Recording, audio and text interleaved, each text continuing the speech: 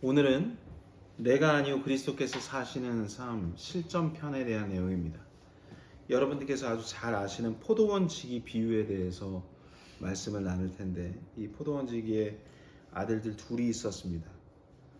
먼저 이 두 아들을 통해서 여러분들께서 그리스도께서 사시는 삶이란 어떤 것인지 제가 먼저 결론을 내리자면, 아버지가 일을 시켰어요. 그런데 아들이 하기 싫은 일을 아버지가 시켰기 때문에 하는 것이 그리스도께서 사시는 삶입니다. 순종하는 것이 그리스도께서 사시는 삶입니다. 그럼 우리 다 같이 마태복음 21장 28절부터 31절까지의 말씀을 보도록 하겠습니다.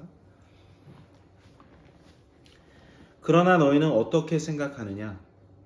어떤 사람에게 두 아들이 있었는데 그가 첫째에게 가서 이르되 아들아 오늘 내 포도원에 가서 일하라 하니 그가 응답하여 이르되 가지 아니하겠나이다 하고는 그 뒤에 뜻을 돌이켜서 갔고, 그가 둘째에게 가서 또 그와 같이 말하매 그가 응답하여 이르되 아버지 가겠나이다 하고는 가지 아니하였느니라. 그 둘 중에 누가 자기 아버지의 뜻을 행하였느냐? 첫째 아들은 진짜 가기 싫었던 것 같아요. 아무튼 가기 싫었기 때문에, 가기 싫은 마음이 목까지 차 있었기 때문에 마음에 가득한 것이 그냥 아버지 앞에 불손하게 안 가겠어요 라고 얘기했는데, 그렇게 얘기하고 나니까 마음이 너무 괴로운 거예요. 귓가에 쟁쟁한 겁니다. 가서 좀 일 좀 하지 그래. 그러니까 그것 때문에 본인이 자유함이 없는 거고, 아버지 말씀의 권위에 순종해야 되겠다는 마음이 든 거죠. 그래서 이러면 안 되겠다. 내가 아버지 말씀을 듣고 순종하는 게 하나님께서 기뻐하시는 거지 하고 결심을 합니다. 그리고 가서 포도원에 가서 일을 하게 됩니다. 이게 바로 그리스도께서 사시는 삶이에요. 그리스도께서 사시는 삶은 첫째 아들처럼 안 하겠다고 얘기했지만 막판에 주님 제가 잘못 생각했습니다. 제가 할게요. 하겠습니다. 이게 바로 위대한 결정이고 십자가의 삶이고 그리스도께서 사시는 삶 맞습니까? 그리스도께서 사시는 삶은 바로 주님 말씀에 순종하는 삶이요, 주님 말씀에 아멘 결단하는 삶입니다. 근데 둘째 아들은 제가 갈게요 아버지 라고 얘기는 했어요. 그런데 너무 아버지 말씀보다 더 중요한 일들이 많이 생겼나 봐요. 아버지 말씀은 뒷전이 되고 새까맣게 잊어버리고 그 유혹거리 되는 것들에 마음이 팔려가지고 아버지한테 얘기도 안 하고 그냥 안 나타난 겁니다.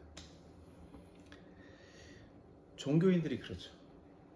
앞에 나와서는 장황하게 간증도 할 수 있고 기도도 할 수 있고 믿음을 피력하기도 하지만 실제 삶은 없는 경우가 많이 있습니다.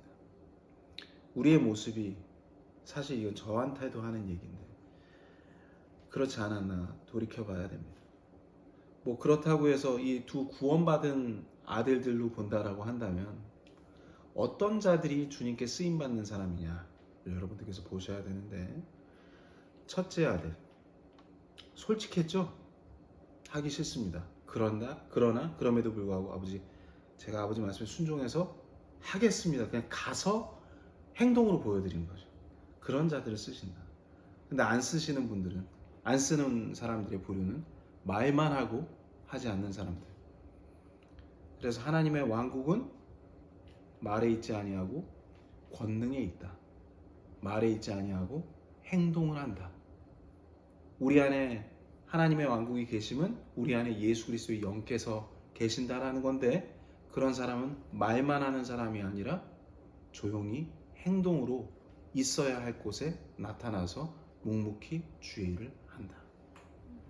이것이 우리들에게 주시는 메시지입니다. 그 둘 중에 누가 자기 아버지의 뜻을 행했겠습니까? 여러분께 여쭙니다. 아버지의 뜻이 뭘까요? 막연합니까? 주님께서 우리를 구원하셨을 때, 주님을 작품으로 만드셨을 때 선한 일을 하도록 창조하셨다고 했죠. 그러면 그 선한 일은 뭘까요?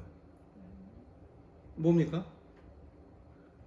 우리가 명확하게 이제 누가 물어봐도 자신 있게 얘기해야 될 것은 아버지께서 하던 일 하는 겁니다. 아버지께서 뭘 하셨죠? 우리 아버지께서 예수 그리스도를 보내셔서 일하셨죠. 사랑하도록. 죽기까지 사랑하다 가셨잖아요. 십자가에 못 박혀서 돌아가시기 직전까지도 어려운 사람들의 병자들을 고쳐주셨죠. 그 사랑, 그 희생하는 사랑을 우리가 해야 되는 것이 아버지의 뜻이고 그것이 선한 일입니다. 그것을 선교와 구제로도 얘기할 수 있고 용서라고도 얘기할 수 있습니다. 겸손이라고도 얘기할 수 있습니다. 이 모든 것이 두 자에 들어가 있습니다. 사랑. 잊지 않으시길 바랍니다. 여러분, 그리스도께서 사시는 삶을 살면 꼭 동반되는 게 있어요. 고난입니다. 이거는 그냥 같이 패키지예요. 고난이 있어요. 그럼 왜 고난이 있습니까? 우리 욥기 23장 10절 말씀, 가장 고난을 많이 당했던 두 사람이 생각이 나는데 욥과 바울이었습니다. 욥기 읽겠습니다. 23장 10절. 그러나 내가 가는 길을 그분께서 아시나니 그분께서 나를 단련하신 뒤에는 내가 금같이 나오리라. 그리스도께서 사시는 삶, 예, 아멘 하겠습니다라고 그렇게 얘기하기 쉽지 않았어요. 사실 첫째 아들 걸려있는, 미리 선약되어 있는 일들이 많았을 거예요.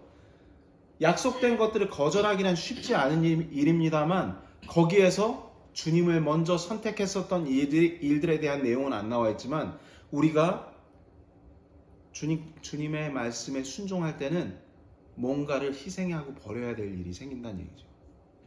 그러니까 말이 쉽지 생각보다 행동하기는 어렵다는 겁니다.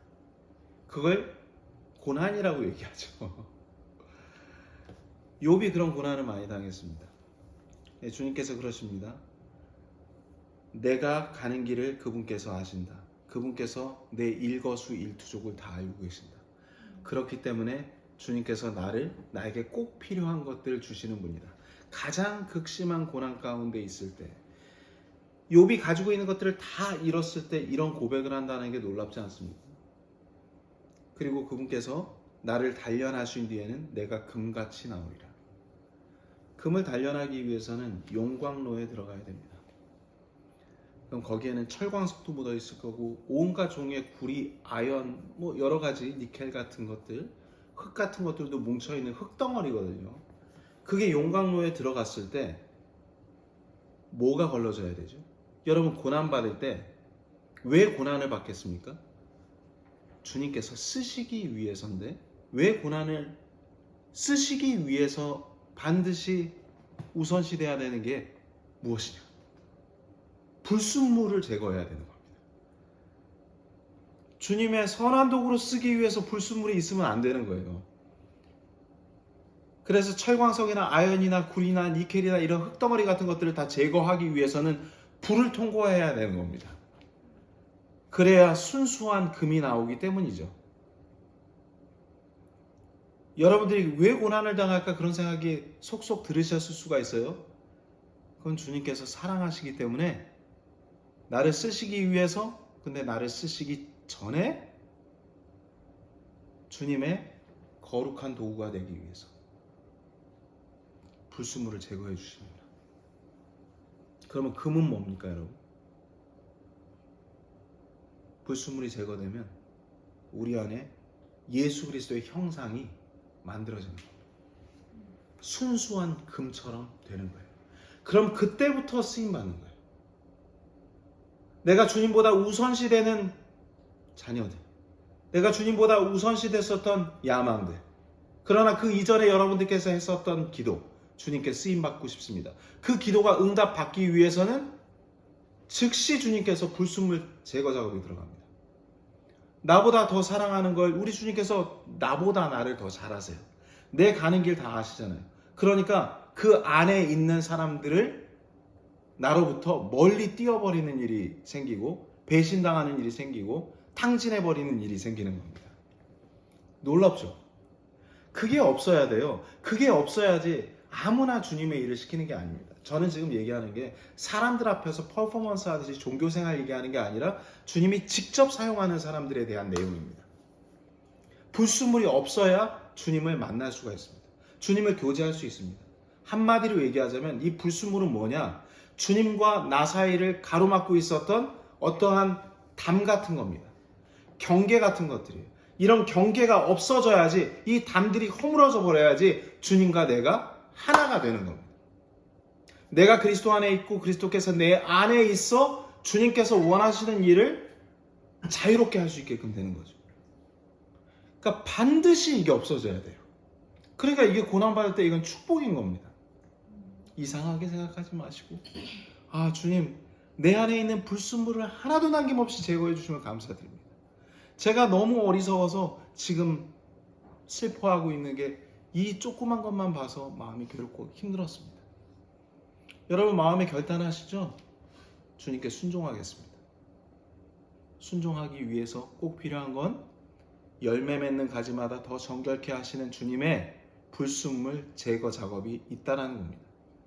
그걸 통해서 정금과 같은 모습으로 여러분들께서 드러났을 때, 뭐 이 땅에 살았을 때 주님께 영광스럽게 쓰임 받다가 하늘에 올라가서 주님께서 주시는 놀라운 보상과 우리를 영화롭게 하시는 것들로 인해서 말로 표현할 수 없는 기쁨과 평안과, 말씀 안 드려도 그것을 소망하기 때문에 여러분들께서 그리스도께서 사시는 삶을 듣기 위해 이 자리에 앉아 있는 줄 믿습니다.